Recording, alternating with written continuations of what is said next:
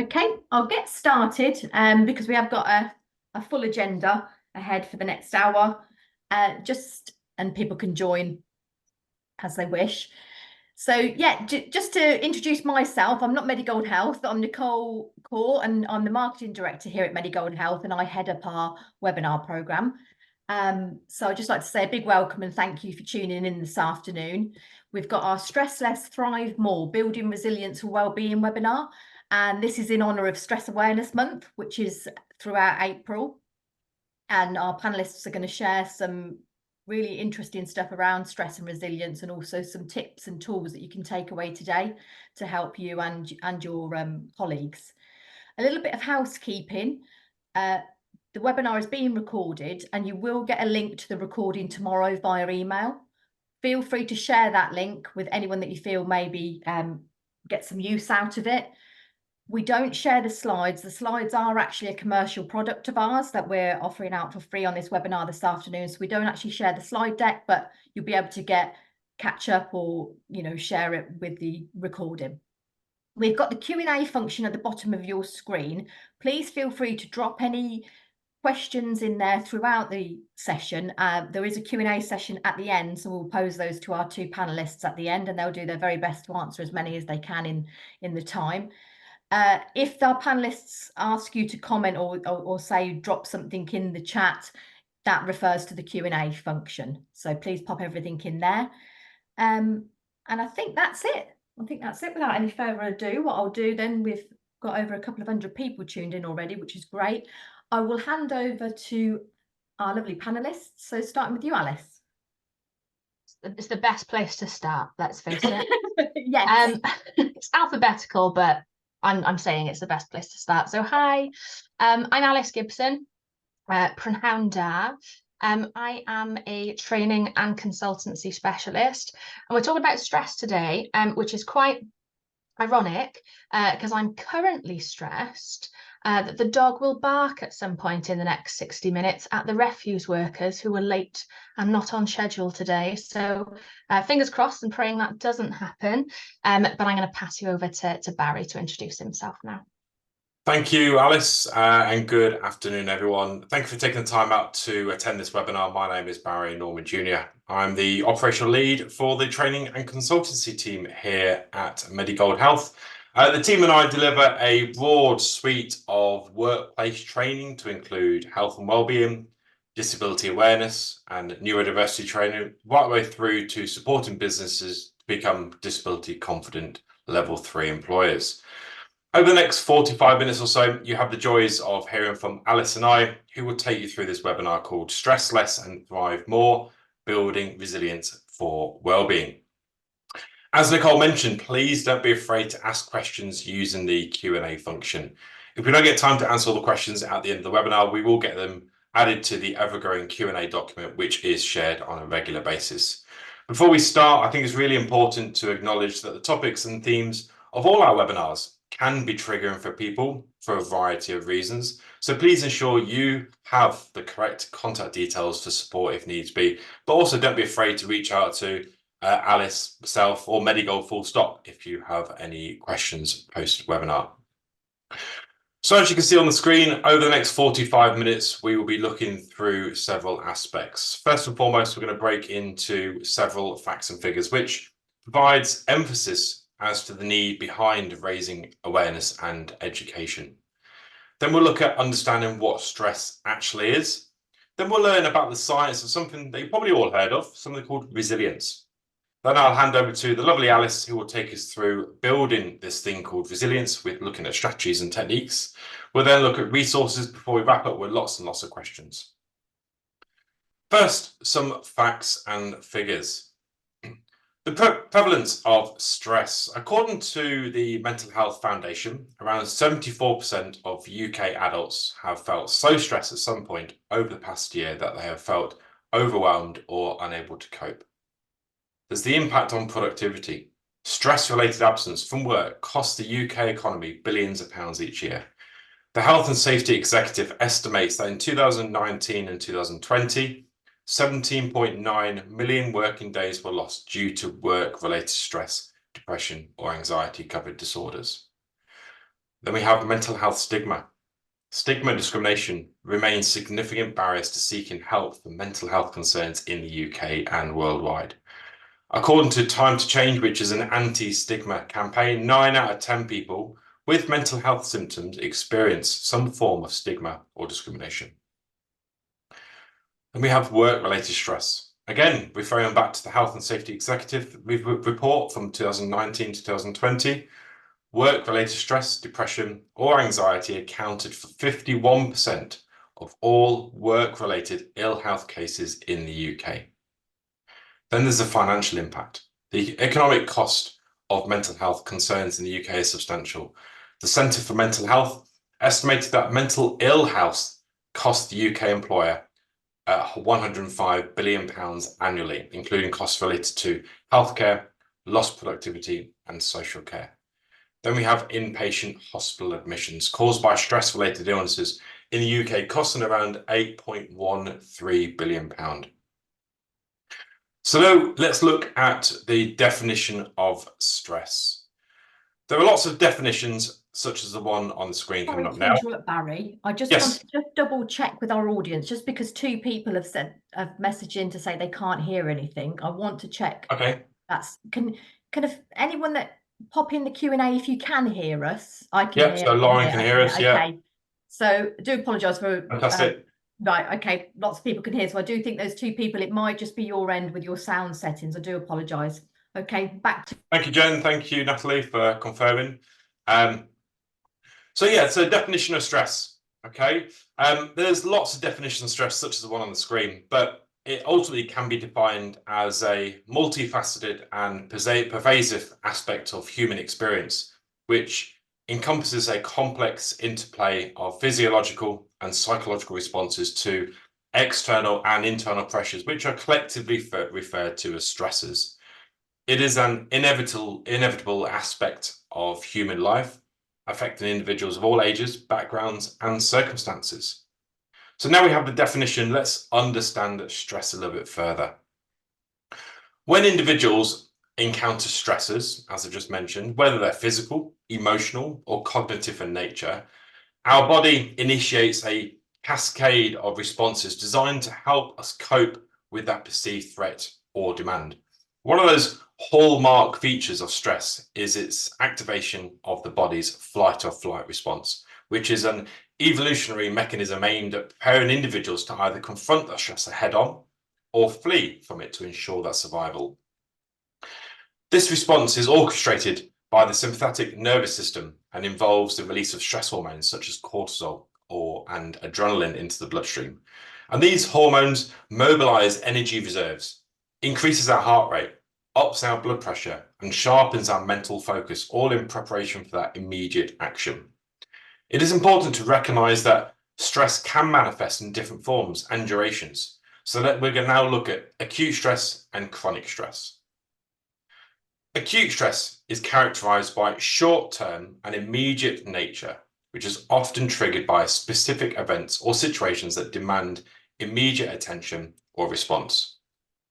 So some examples of acute stresses include narrowly avoiding a car accident, delivering a webinar in front of a large audience of 275 attendees, or facing a sudden deadline at work. Whilst acute stress can be intense and overwhelming, it typically subsides once the stressor is resolved or removed. While acute stress is a natural and adaptive response that helps individuals respond to immediate challenges, chronic stress, or as Alice describes it as the big bad wolf of the stress world, can have detrimental effects on health. Prolonged stress to stress hormones, such as cortisol, adrenaline, can disrupt normal physiological functioning and contribute to a range of health problems. One of the most significant impacts of chronic stress is its effect on our immune system.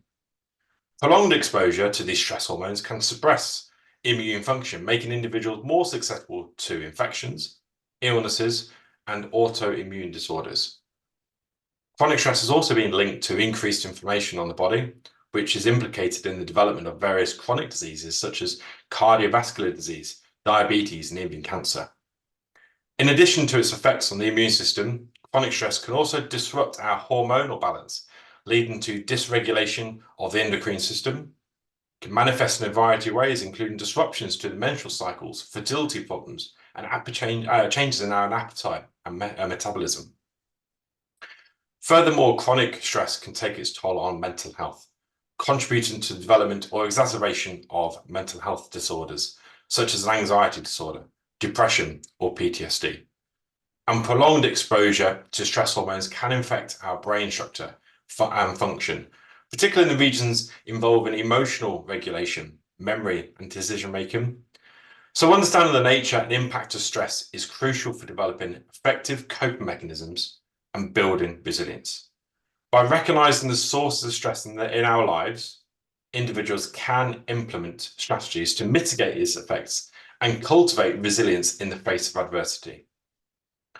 Through proactive stress management techniques, such as mindfulness, relaxation, time management, and seeking social support, individuals can empower themselves to navigate stress more effectively.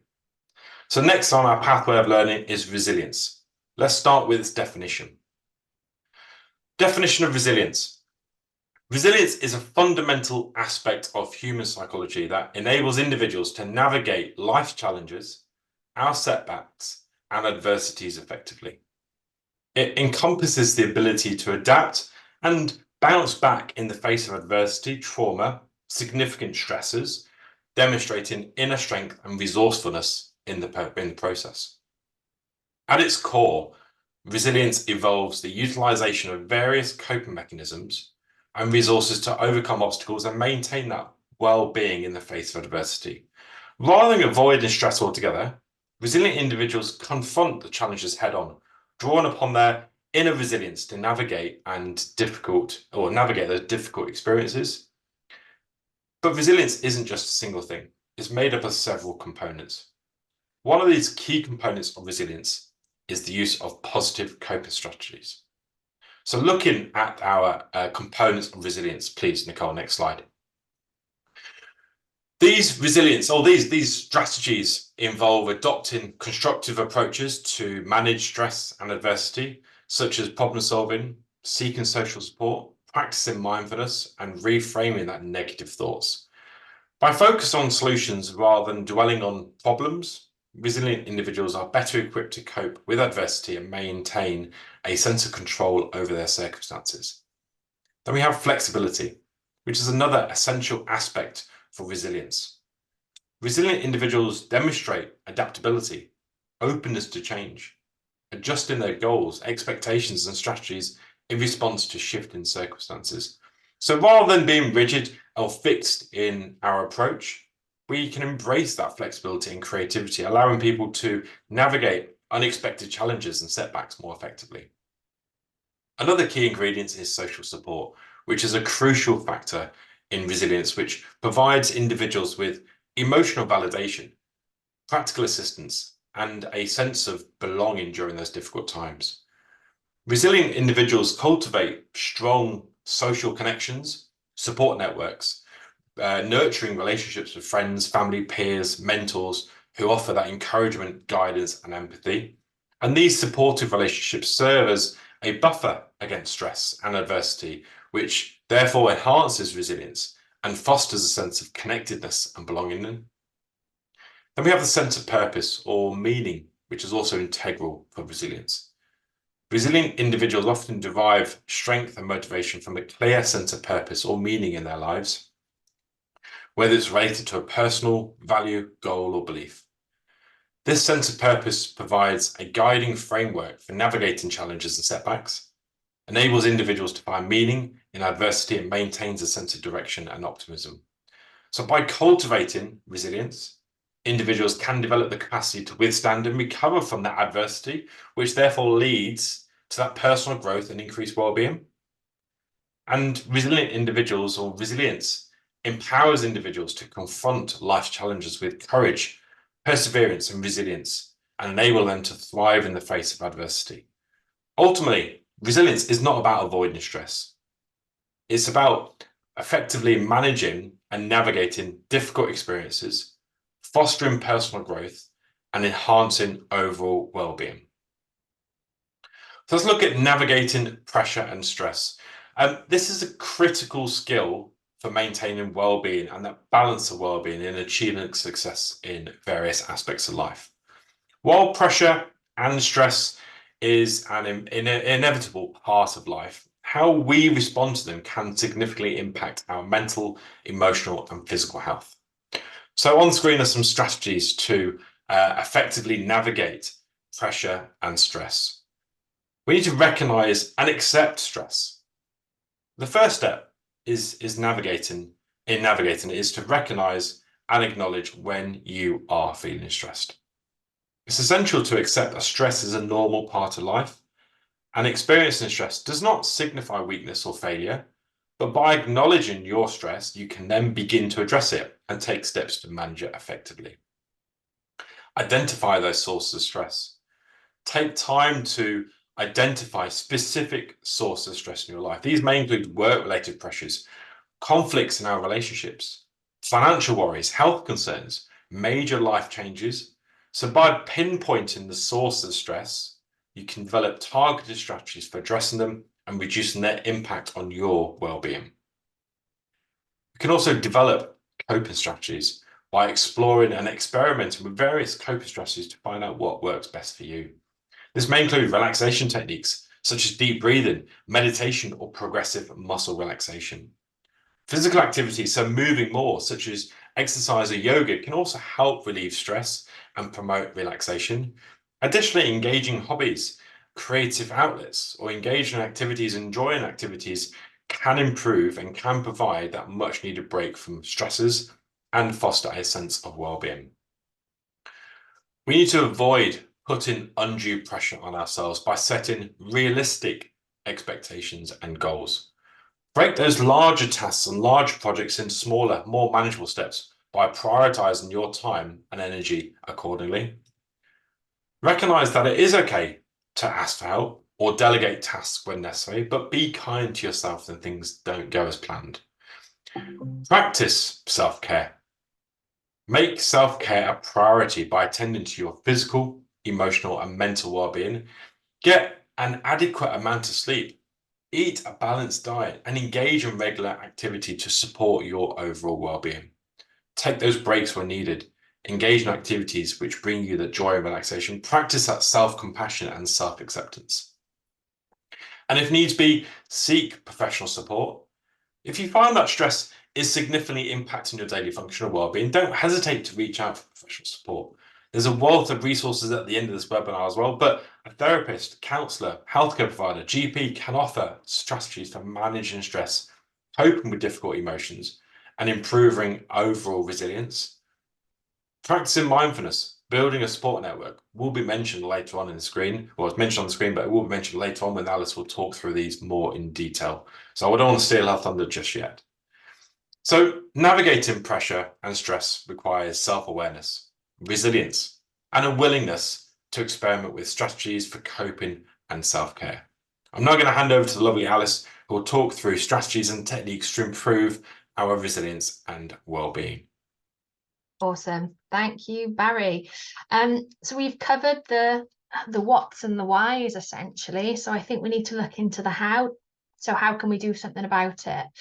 So we're going to turn it around and actually begin our section on building resilience by talking you through some of the expert recommended strategies and techniques. So I'll start with the M&Ms, not the chocolate, although I am thinking about chocolate, the mindfulness and meditation. So mindfulness is much more than a corporate buzzword. Okay, it's a pretty straightforward word, and it suggests that the mind is fully attending to what's happening, to what you're doing, to the space that you're moving through. And it might seem trivial, except for the annoying fact that we often veer away from the matter at hand. You know, our mind takes flight, we lose touch with our body, and pretty soon we're completely engrossed in just an obsessive thought about what's just happened or what's going to happen.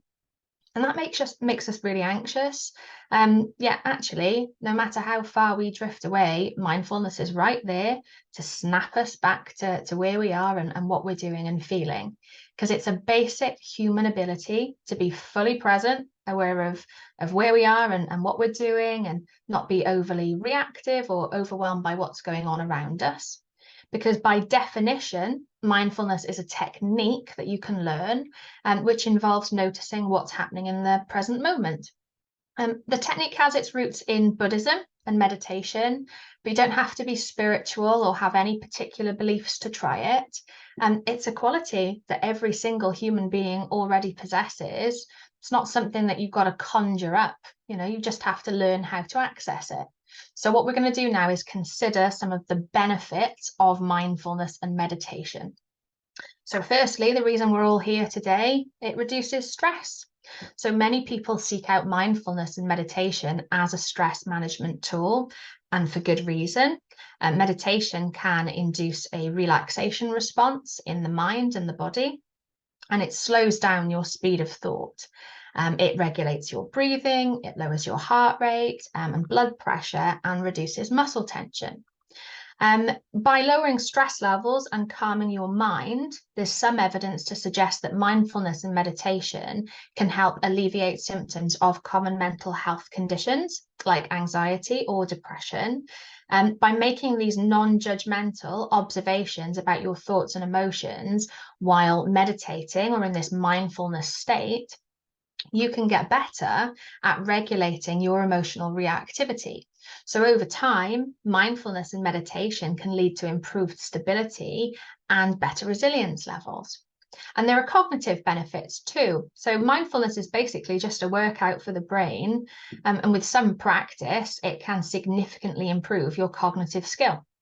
There was a study by the National Library of Medicine in 2018, and it found that long-term meditators had significantly improved their attention, their memory, and their cognitive flexibility. So it can help with focus and attention too.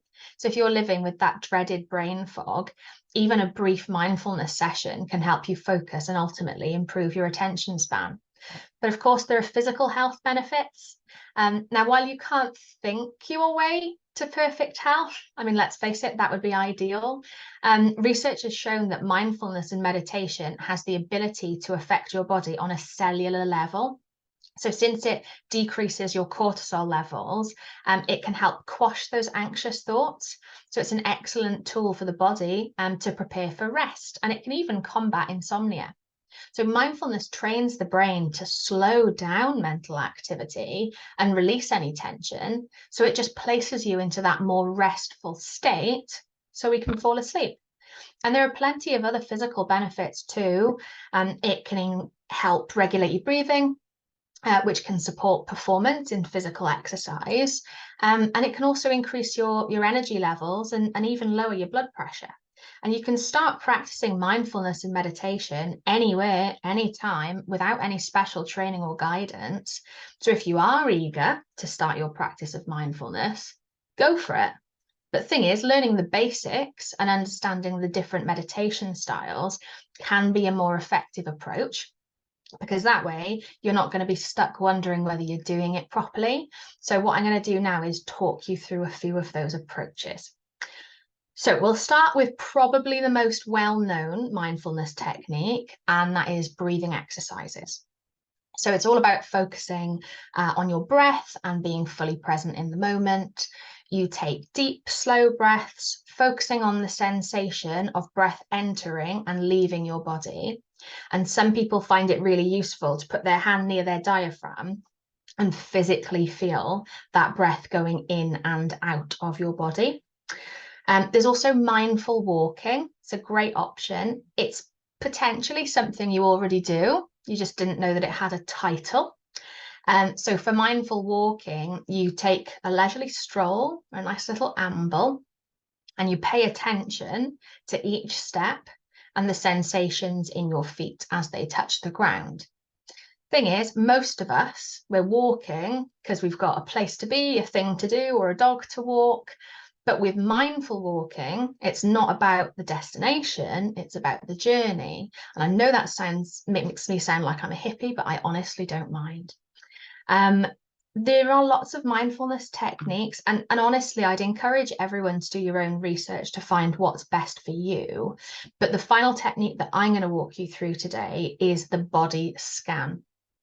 Now, the body scan can be used in lots of different ways. It's used in certain therapies, and there's even a variation of the technique that's used to help people get to sleep quickly. So I'm going to demonstrate the technique to you now, and I hope no one falls asleep. So just to reassure you, we can't see you right now. So please don't worry that you're going to look silly, okay? I'm going to look a lot more silly than you. So please just take that away with you. Now, ideally, you'd be lying down for this, okay? But don't feel like you have to get on the floor.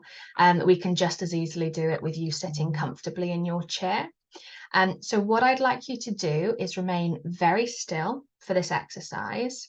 And if it is necessary for you to adjust your position, that's fine. But what I'd like you to do is move with full awareness of what you're doing. So make it a purposeful movement. Now, firstly, I'd like you to close your eyes and bring awareness to your breathing. So notice the rhythm, the experience of breathing in and breathing out. Now, you don't need to change the way that you're breathing, but rather just hold that gentle awareness of what's happening.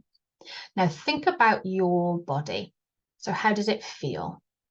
Can you feel the texture of clothing against your skin, or the contours of your chair or your sofa?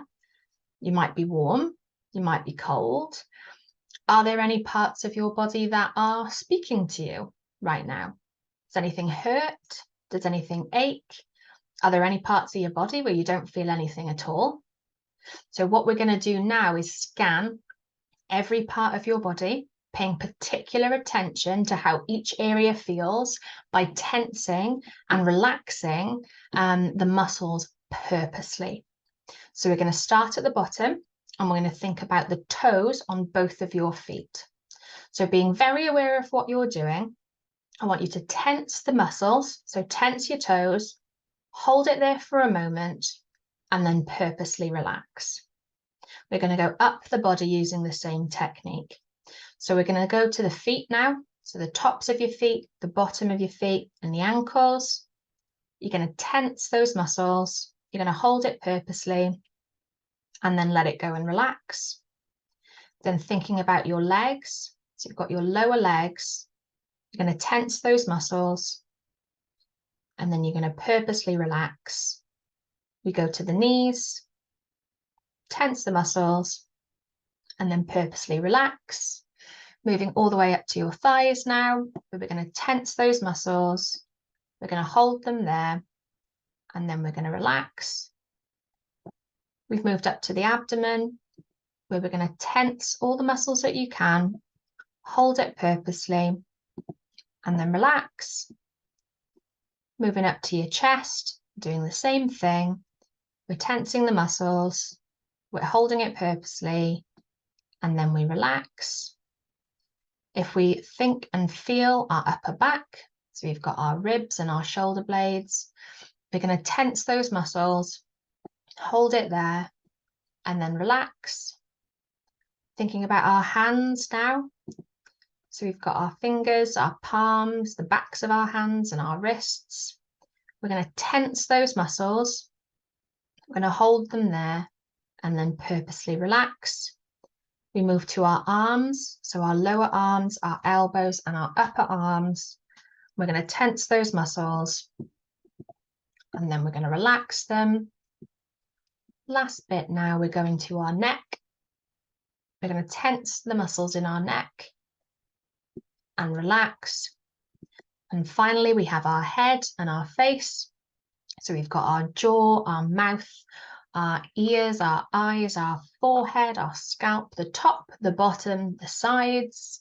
And we're going to scrunch them. We're going to use those muscles, tense them, and then purposely relax. Now, when everyone's ready, slowly open your eyes if your eyes are still closed, and move your body to a natural and comfortable position. So I hope everyone's feeling okay. So you can use the Q&A function to tell me firstly if you're still awake, and if you're feeling any more relaxed now. The thing is, I know you had to listen to me for 2 minutes then, but you don't need someone to guide you through a body scan. You know, with practice, it's something that you can do yourself. Just remember to focus on every sensation and work through every part of your body, all the way from the bottom to the top. Now, we focus a lot on mindfulness and meditation, and while yes, they are wonderful techniques, obviously it's not going to work for everyone. So we need to consider what else is there. So let's start with cognitive restructuring. So what is it? Yeah, well, it's essentially brain training. So cognitive restructuring techniques deconstruct unhelpful thoughts and then rebuild them in a more balanced and accurate way. Most people experience negative thought patterns from time to time, but sometimes those patterns become so entrenched that they start to interfere with our relationships, our achievements, and even our well-being. So cognitive restructuring is a therapeutic technique that helps people identify and ultimately change those negative thinking patterns. So it's at the heart of cognitive behavioral therapy, which is a well-studied talk therapy approach that, as we've said, can effectively treat poor mental well-being and many mental health conditions. Now, it can be tricky to recognize these inaccuracies in our thought patterns, as many people experience cognitive distortions, those thought patterns that create a distorted view of reality. But these thought patterns often lead to anxiety, relationship difficulties, self-defeating behavior, low self-esteem, and lower levels of resilience. So examples of cognitive distortions can include things like black and white thinking, which is when we view a situation in one of two categories with absolutely no middle ground. We've got catastrophizing, which is when we presume that the worst is happening or is going to happen without any real evidence to state that that's going to be the case. Or even personalization, which is really common. It's where we take responsibility for something that isn't even really our fault. But cognitive restructuring offers an opportunity to notice these thoughts as they actually occur. And you can then practice reframing them in a more accurate and helpful way. The theory is, if you can't change specific events or circumstances, you still might be able to change your feelings that you have towards them or the actions that you're then going to take. So now I'm going to show you some practical tips. So we will start with self-monitoring. Okay, so to change an unproductive thought pattern, you have to be able to identify the error that you're making in the first place. So cognitive restructuring depends on your ability to notice the thoughts that spark these negative feelings and the states of mind. So it's also helpful to notice when and where these kinds of thoughts come up. You might be more vulnerable to certain cognitive distortions in certain situations, and identifying those situations might help you prepare in advance. So as an example, say there is a student who has anxiety, well, you might notice that that person has a pattern of catastrophizing in testing type environments. So maybe the pattern's something like, I'm absolutely going to fail this test. If I fail the test, I'm going to fail the course. If I fail the course, I'm not going to graduate. If I'm not going to graduate, then everyone's going to know that I've failed, and so on and so forth. So knowing that that vulnerability exists can help you catch those negative thoughts and then change it before it actually gets the better of you. We've then got putting your thoughts on trial, which, another essential part of cognitive restructuring involves learning to question your thoughts and assumptions, especially those that seem to get in the way of you living a normal and productive life. So some of the questions that you might ask yourself are things like, is this thought evidence-based? Is it based on emotion or fact? What evidence is there to state that I'm right here or that I'm wrong here? How could I test this belief? Or even, is this really a black and white situation, or are there shades of grey here? So if you're experiencing catastrophizing, you might tend to assume that the worst possible outcome is going to happen in a stressful situation. But if you question that thought pattern, you could ask yourself to list all possible outcomes.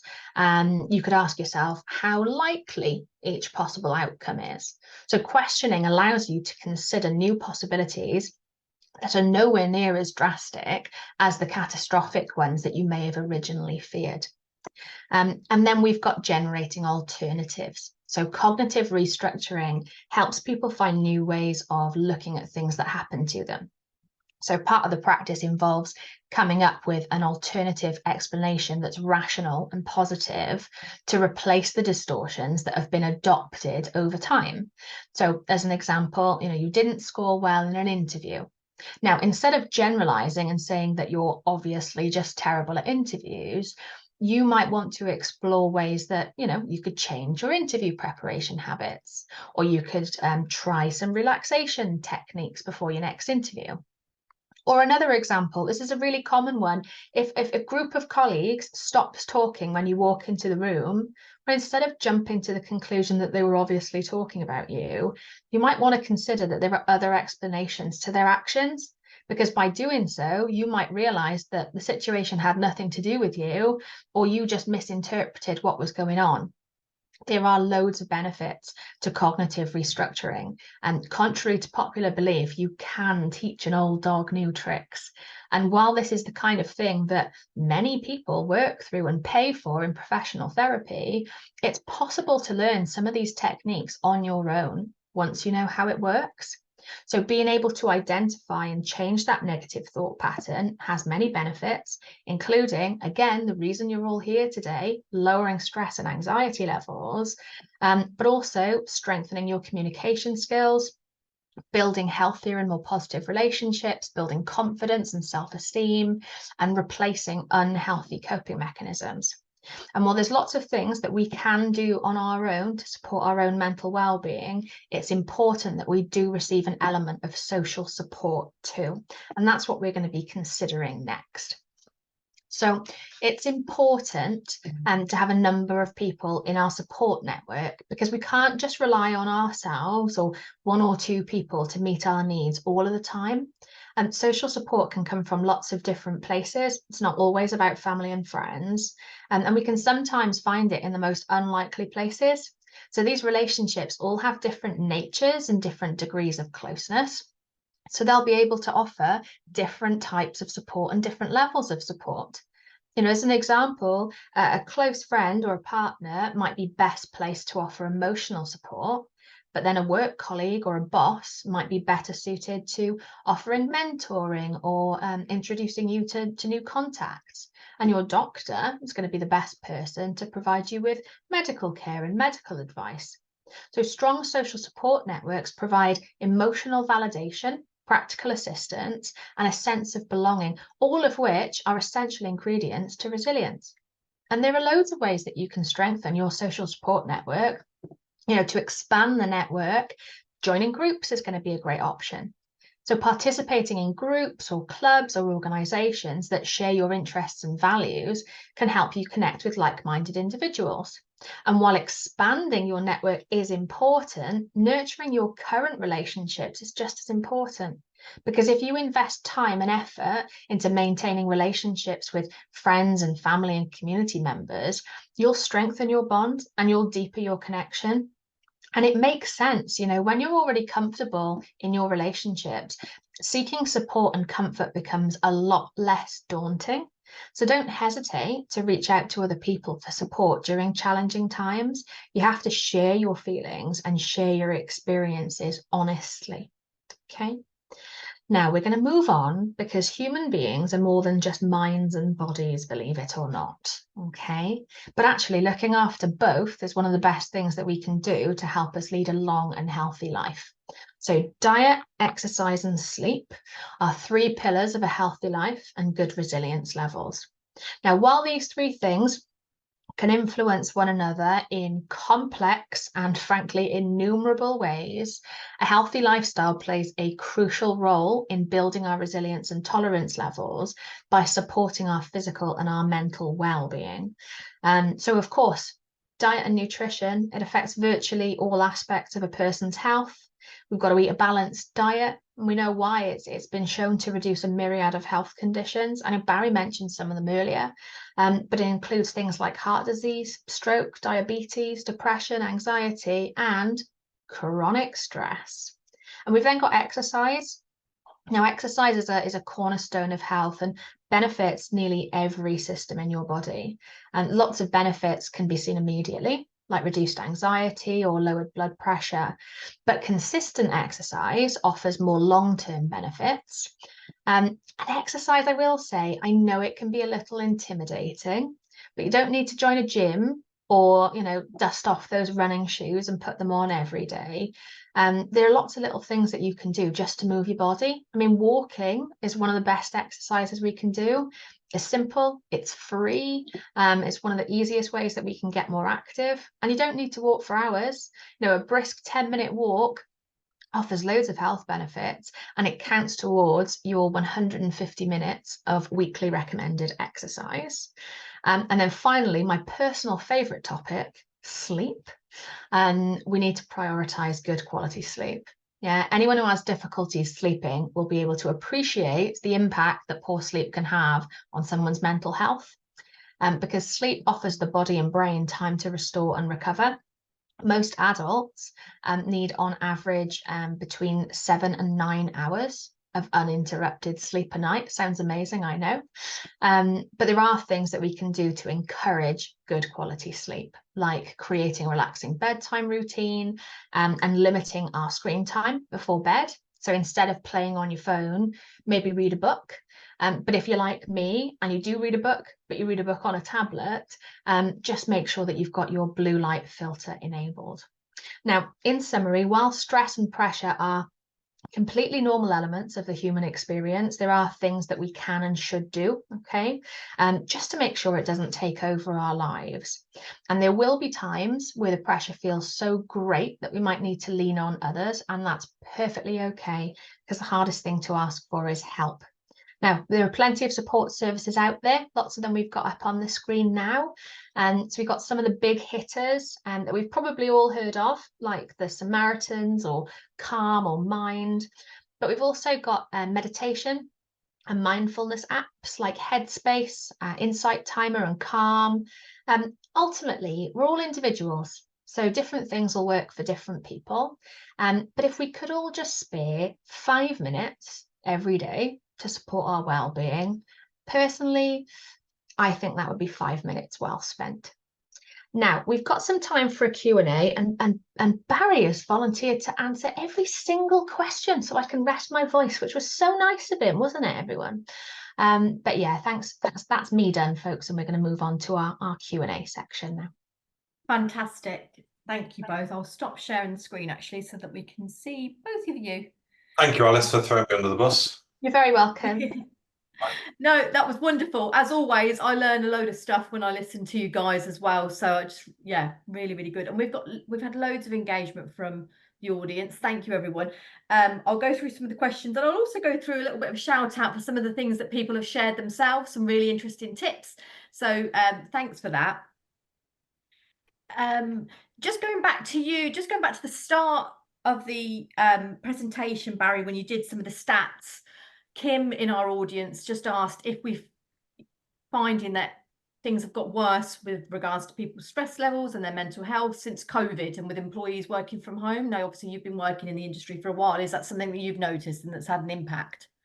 Yeah, so there has been obviously an increased number of statistics around impact on our mental well-being, and there's lots of different activities we can do to improve our well-being at home, taking that time out, and there are positives and negatives for everyone. I'll put some questions back in, or put an answer back into the chat from someone else who was asking about the positives and negatives and of working from home and whatnot. So you've got that improved work-life balance at home, potentially. You've got that reduction of commuting stress, potentially of that increased job satisfaction, enhanced productivity potentially, but also you've got that negativity of work from home, and those increased boundaries may be a bit more blurred. Communication challenges, we have it in our team. There is that communication challenge. We're always living on Teams, and sometimes it can be quite difficult to monitor performance as well. So there has been, but we've all got to have that increased drive and increased awareness that we need to do a little bit more ourselves, and we need to start looking after ourselves a little bit more as well. Okay, great answer, thank you. This has been a theme, actually. There's been a few questions along these lines from an individual's perspective.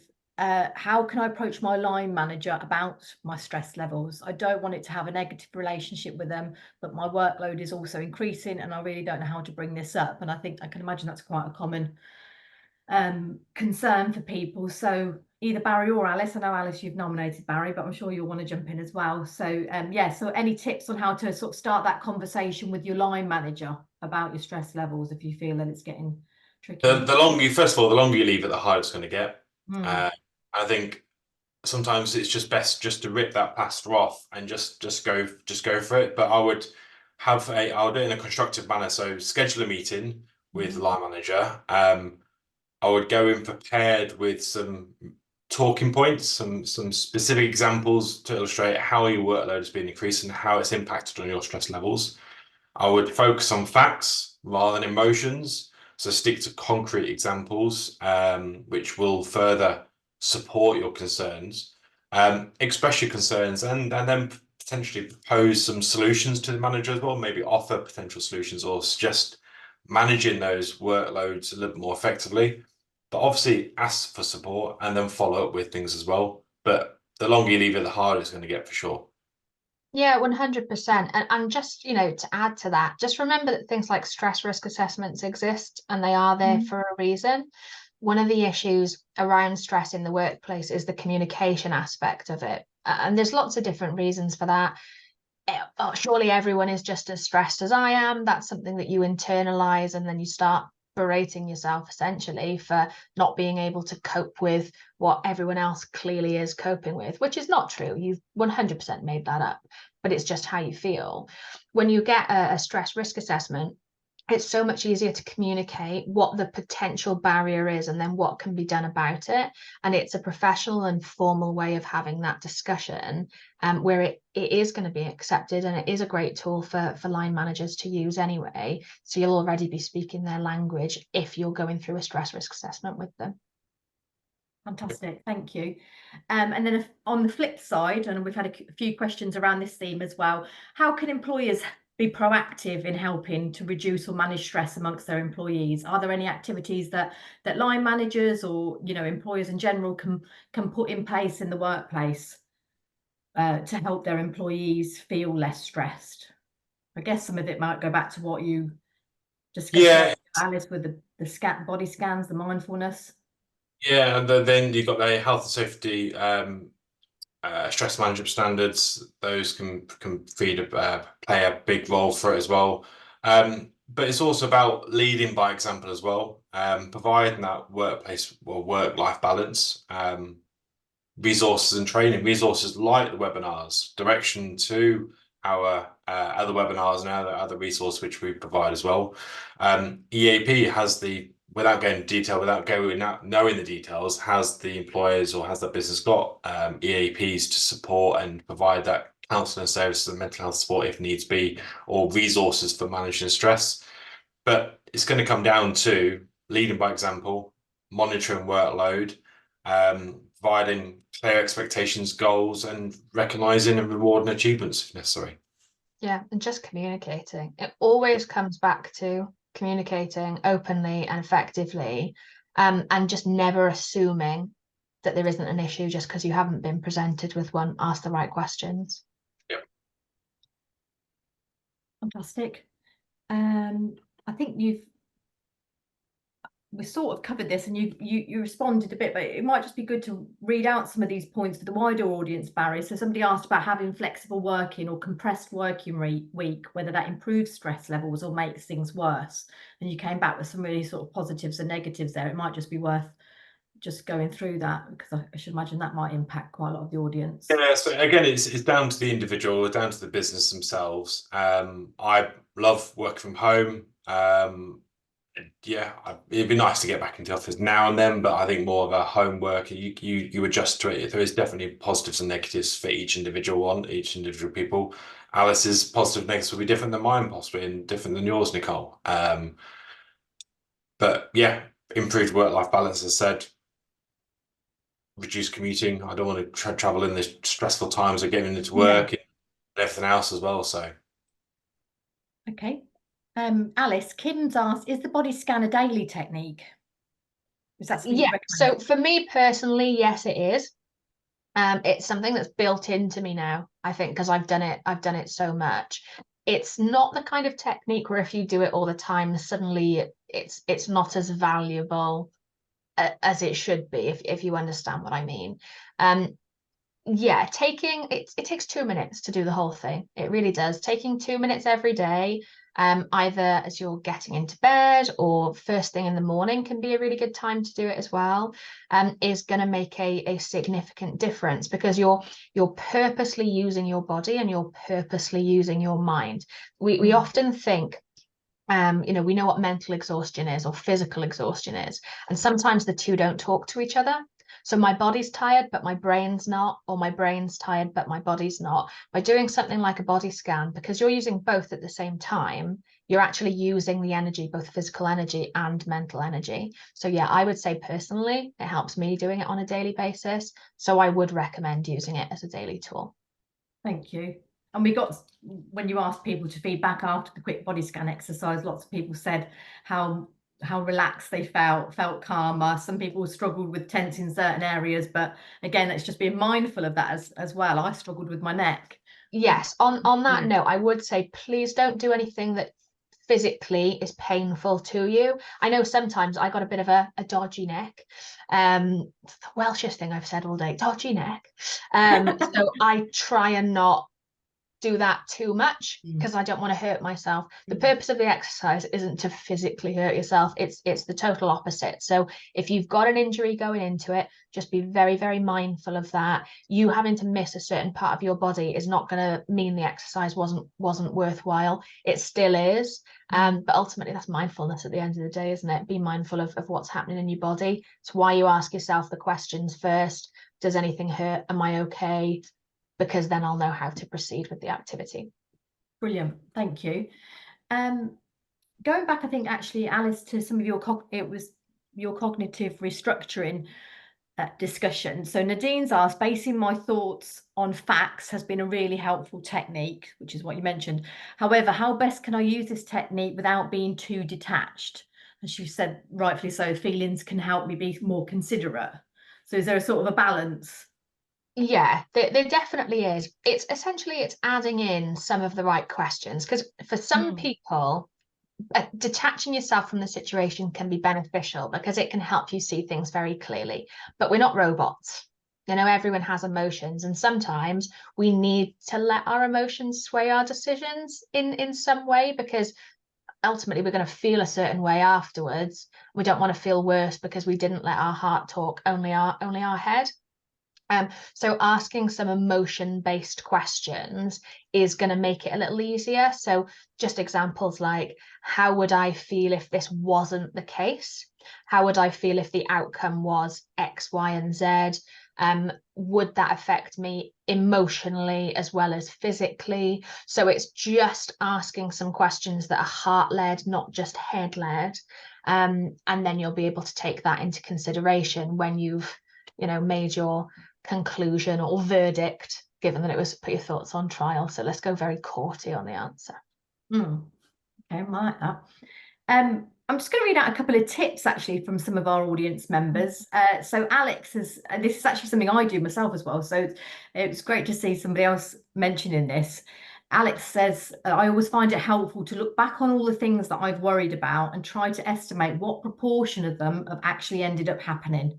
For me, it's probably less than 1%, which is very comforting. And that, again, I say that's something I do, and it makes me realize how I can catastrophize things at times. So I think that's a good tip. Thank you. And Nicholas said, my children's karate sensei taught them that a great way to change negative thoughts is to use the word yet. I can't do that thing yet, rather than just I can't do that. which, yeah, thank you, Nicola. I love that. And thank you, Sensei. So a few people have said about the diet element, so they know that this can help them, and that, you know, when they've practiced a good diet and exercise, it's really impacted their sort of mental well-being. However, this lady in particular, this person in particular, is a caregiver, and there's a couple of other people who said they're busy parents.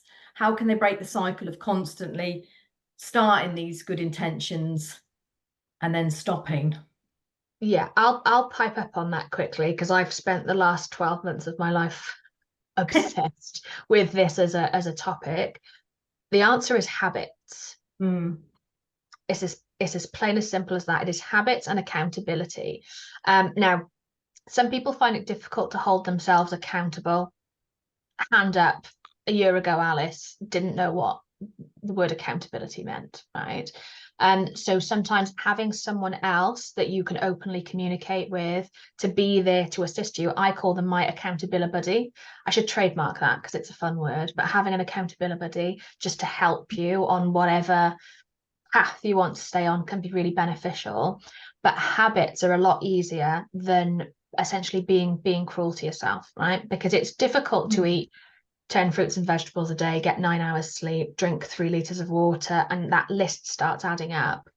But if you say to yourself, there are 3 habits that I want to complete on a daily basis, and that is, for me personally, my 3 habits are to eat 3 meals and a snack every day, to drink 3 liters of water a day because I do a lot of exercise, and to do 12,000 steps a day. Those are my habits.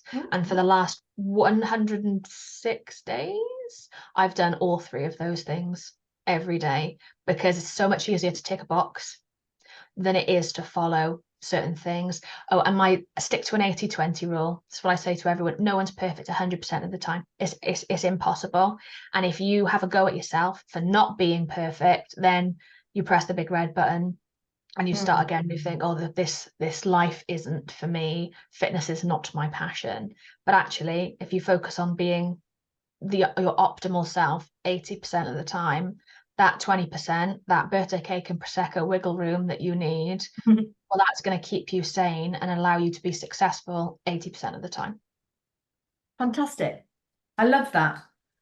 Thank you, Alice. I think we're coming towards the end actually, and Joanna's popped in with another good thing that that is your dog's been so well behaved that no one's heard any barking as well. So your dog I appreciate the comments. I'll tell Martha she was decent for the last time. I very much appreciate that comment. Thank you. Yeah. So people are agreeing. People are saying about they'll try this with the habits. Great stuff, Alice. I agree. This is what works for me. So thank you. That was a fantastic answer. And that actually brings us, I think, to the end of the webinar. So I'd just like to say a huge thank you to the audience for tuning in and for your fantastic questions and engagement throughout as well. It's lovely to see that. And obviously a big thank you to Barry and Alice for a really, really good session. So the recording will go out tomorrow, so please keep your eyes peeled for that and share it as far and wide as you wish. And yeah, thank you very much. Have a lovely afternoon, everyone. Thank you. Bye-bye. Bye.